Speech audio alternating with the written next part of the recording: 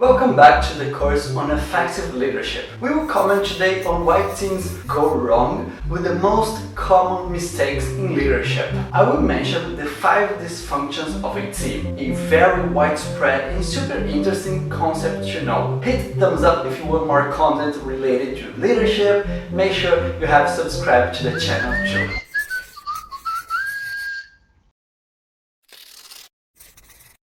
Hello there everyone! In this best-selling book, The 5 Dysfunctions of a Team, Patrick Lencioni talks about the 5 reasons why a team can't seem to work together. This book has been a bestseller for years, and since it's not based on research or data, being purely fictional, although it's very used by leaders around the world, we will also review some of the existing literature on the most common mistakes in leadership. Thus, I will try to build up from the book with my own experiences to comment on the subject. Why do teams fail, and what are the most common mistakes in leadership?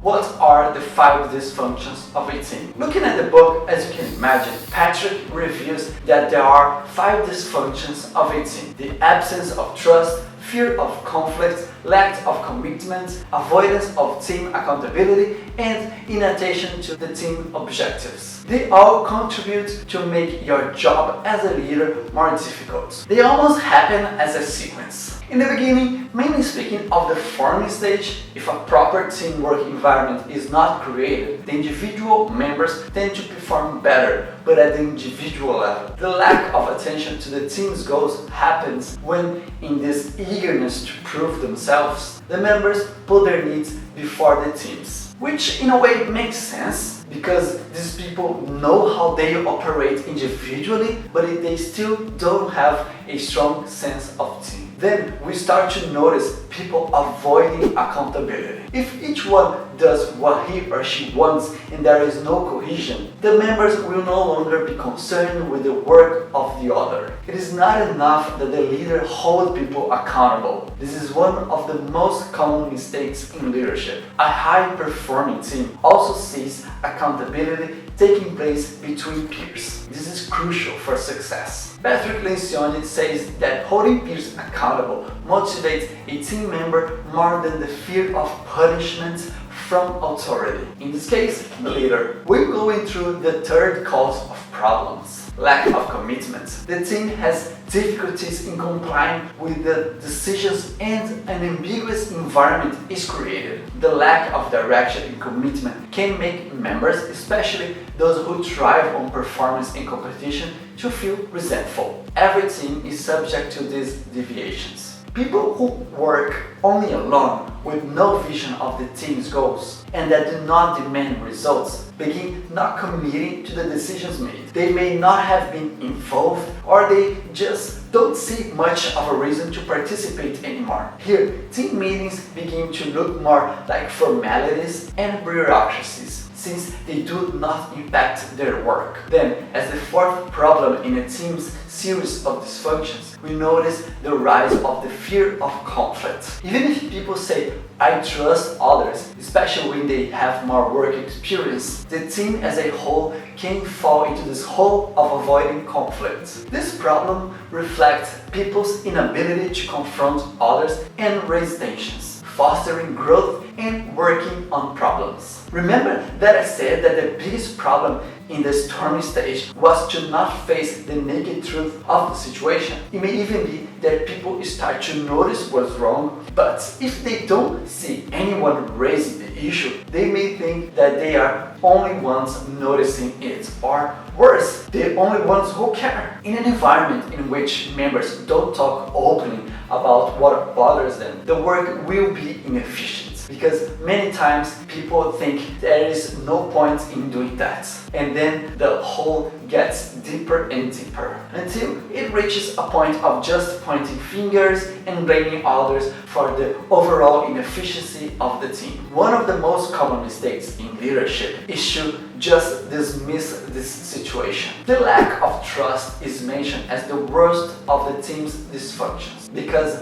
the team members are more concerned with defending and protecting themselves than working. Here, the constant pressure starts to build up as well. Now, let's explore a little more of the literature on team development problems and mistakes in leadership. Let's draw the big picture here. The study of team performance in the management environment, nothing new, and has many concepts. So much so that I will have to dedicate a whole section to it.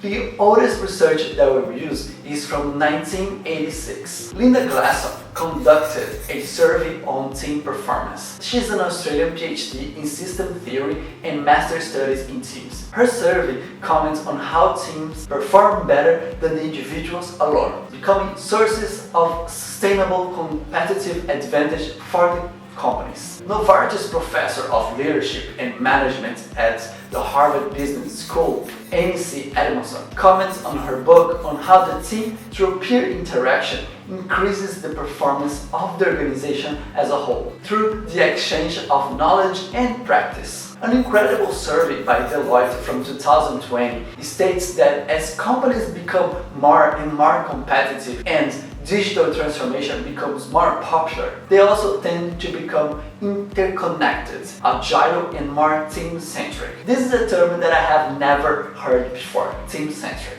For them, this digital transformation has already reached several industries, mainly that of product development, IT, communication, and sales. But the problem still remains: the superior layer of leadership, the C-level. Of course, in this effective leadership course, we are not talking about the executive leadership of the organization. But it's interesting to see this development. If there is a movement surging of demanding from the highest leadership, imagine what this means for the middle managers. We have to be very fast. The leadership bodies of an organization need to act as teams as well. We saw in the previous lesson about the interdependence of members is important. Now let's focus on the part of why teams fail. Cool.